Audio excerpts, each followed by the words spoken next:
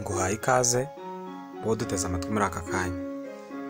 Niba ari ubwa mbere wumvise ikiganiro kanda subscribe kandi no kunzogera uwa mbere mu kubona ibiganiro byacu.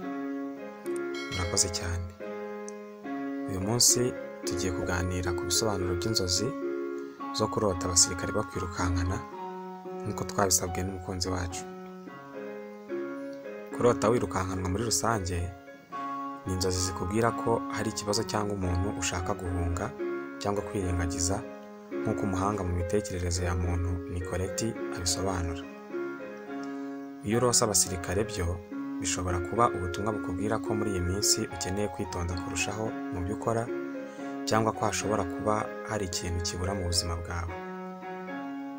Bishobora kandi kugaragaza kudahuza hagati y'ibyifuzo byawe n'iby'abandi bantu bagusaba gukora. Bishobora kandi kukubwira ko udakwiye kwikomeza cyane ngo wibuze ubwisanzure. Ntukwiye kandi guhora uhangayikishijwe n'ibintu ukeka ko bishobora kuba, kuko kubiha umwanya munini bishobora kukubihiriza ubuzima.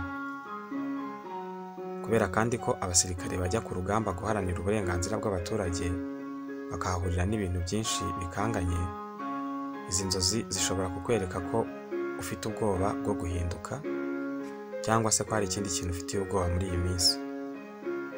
Gusa niba hari n'impinduka biri kugutera, ugomba gukoresha impinduka izo arizo zose mu nyungu zawe. Kubona abasirikare mu nzozi kandi bishobora kuba ikimenyetso cy'uko uhangayikishijwe n'ikintu gishobora kuzana umunezero mu gihe gito.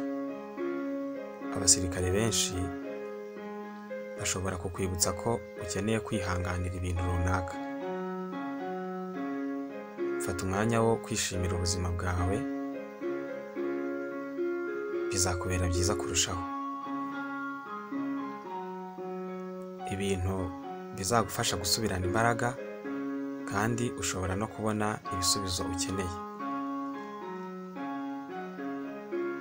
Kubona umusirikare kandi wambaye uniforme cyangwa imyenda nyine ya gisirikare mu nzozi bishobora gusobanura ko ugiye kwinjira mu rukundo cyangwa kwakira ubutumire mu birori by'ingenzi.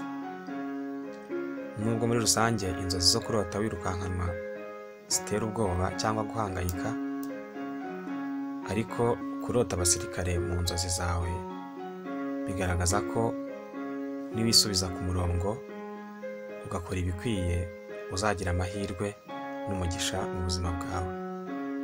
Wakoze cyane kubana natwe. Niba ari ubwa mbere wumvise ikiganiro kanda subscribe kandi no kunzogera uwa mbere mu kubona ibiganiro byacu. Niba kandi ikiganiro wagikunze kanda like unabisangiza inshuti zawe. Njye wumva mu kiganiro ni Damira.